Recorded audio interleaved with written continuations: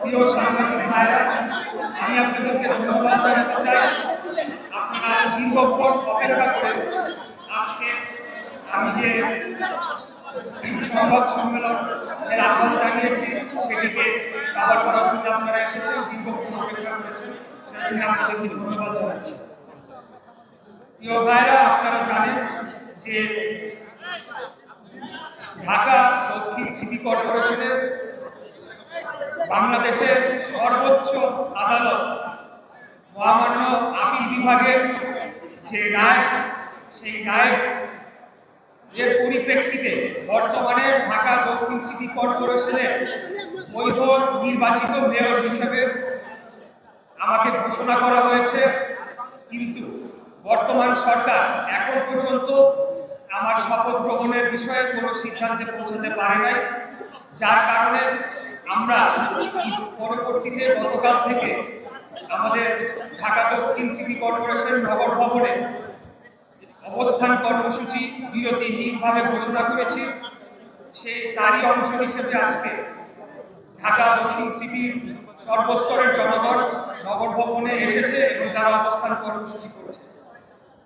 কিন্তু আপনারা জানেন যে এই দীর্ঘদিন এই আন্দোলন চলার ফলে বিভিন্ন ধরনের যে নাগরিক সেবা, সেই বিষয়গুলো আমাদেরকে মাথায় রাখতে হচ্ছে। আপনাদেরকে একটু তথ্য দিতে চাই যে এই আন্দোলনের শুরু থেকেই সমস্ত জরুরি সেবা কিন্তু চলমান ছিল এবং সেটা আমাদের সিদ্ধান্তে আমরাই নিশ্চিত করেছি যে সকল ধরনের জরুরি সেবা যেগুলো রয়েছে সেগুলো যাতে চলমান থাকে, অর্থাৎ আমাদের আন্দোলনের কারণে যাতে জনগণের দুর্ভোগ তো হচ্ছে কিন্তু সেটি যাতে চরম আকারে না পৌঁছায়। আপনারা সকলেই জানেন যে কিছুদিন যাবৎ ডেঙ্গুর প্রাদুর্ভাব দেখা দিচ্ছে, যার কারণে আগামী দিনগুলা ঢাকা শহরকে নিরাপদ রাখার জন্য মশক নিয়ন্ত্রণ যে কর্মসূচি রয়েছে নগর ভবনের, সেটিকে বেগবান করার জন্য এবং সেটি যাতে চলমান থাকে সেটি নিশ্চিত করার জন্য আমরা আজকে থেকে ধারাবাহিকভাবে যে বিভিন্ন দপ্তরের যারা কর্মচারীরা রয়েছে তাদের সাথে আমরা বৈঠক করছি।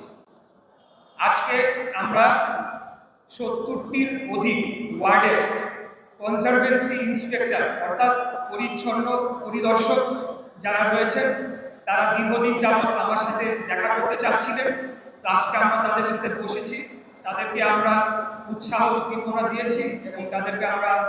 নিশ্চিত করেছি যে তাদের ভবিষ্যতে তাদের যে বিভিন্ন সমস্যাগুলো আমরা দেখব এবং তাদেরকে আমরা ধন্যবাদ জানিয়েছি এই আন্দোলন চলাকালীন সময় এবং বিশেষ করে কোরবানি ঈদের সময় তারা যে নিরলস পরিশ্রম করে ঢাকা শহরকে পরিষ্কার পরিচ্ছন্ন করেছে এবং মাঠে তারা কাজ করেছে, সেটার জন্য তাদেরকে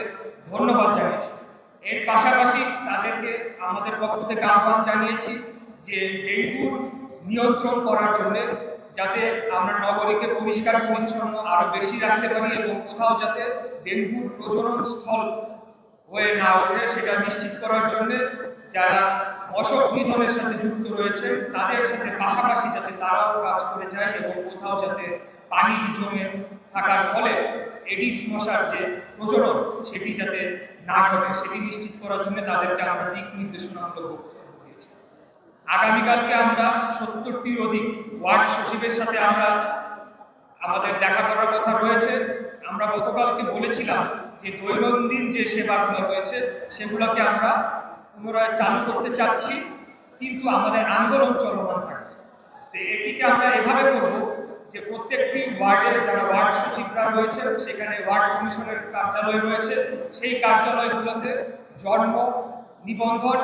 মৃত্যু সার্টিফিকেট, ওয়ারিশ সার্টিফিকেট, নাগরিক সার্টিফিকেট এই আবেদনগুলো ওয়ার্ড কার্যালয়ে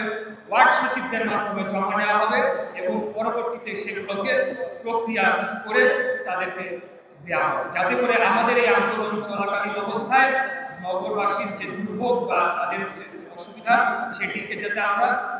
কমিয়ে আনতে পারি, সর্বোচ্চ কম পর্যায়ে রাখতে পারি, সেটি হচ্ছে আমাদের উদ্দেশ্য। আগামী পরশুদিন আমরা এখানে স্বাস্থ্য বিভাগ যে রয়েছে নগর ভবনে সেই স্বাস্থ্য বিভাগের সকল পর্যায়ের কর্মকর্তা এবং কর্মচারী বৃন্দদের সাথে আমরা বৈঠক করব এবং মশক সুপারভাইজার সহ, যাতে করে এই যে ডেঙ্গুর বিষয়টি আমরা যেটা বারে বারে উত্থাপন করছি আপনাদের সামনে, সেটিকে যাতে আমরা কঠোরভাবে নিয়ন্ত্রণ করতে পারি। এর পাশাপাশি আমরা প্রত্যেকটি ওয়ার্ডে মনিটরিং কমিটি গঠন করব এবং এই মনিটরিং কমিটিকে আমাদের মেয়র সেলের যে কন্ট্রোল রুম রয়েছে সেই কন্ট্রোল রুমে সরাসরি 24 ঘন্টা পর্যবেক্ষণ করা হবে এবং মনিটরিং করা হবে, যারা যাতে তাদের দায়িত্ব সঠিকভাবে পালন করে এবং ডেঙ্গুর বিস্তার রোধে যাতে আমরা কার্যকর ভূমিকা রাখতে পারি। এটি হচ্ছে আজকে আমাদের আজকে পর্যন্ত আমাদের যে কার্যক্রম, সেই বিষয়গুলো আপনাদেরকে অবহিত করার জন্য আজকে এই প্রেস কনফারেন্স আহ্বান করেছি। আমাদের বক্তব্য এখানে শেষ। আর আপনাদের মাধ্যমে আমরা সরকারকে আবারও আহ্বান জানাতে চাই যে তারা যাতে আর জনদুর্ভোগ না বাড়িয়ে আর কালক্ষেপণ না করে, আর একটা মিনিটও যাতে তারা কালক্ষেপণ না করে দ্রুততম সময় যাতে বাংলাদেশের সর্বোচ্চ আদালত মহামান্য আপিল বিভাগের রায়ের পরিপ্রেক্ষিতে আমাকে যে মেয়র হিসেবে নির্বাচন কমিশন কর্তৃক গ্যাজেট প্রকাশ করা হয়েছে, সেটির আলোকে যাতে দ্রুততম সময়ে শপথ গ্রহণের অনুষ্ঠানটি সম্পন্ন করতে পারে এবং নগরবাসীর যে দুর্ভোগ, যে দীর্ঘদিন যাবৎ যে নগর ভবন একটি অচল অবস্থার মধ্যে রয়েছে, এখানে আরো কিছু সেবা রয়েছে যেগুলোকে এখনো এই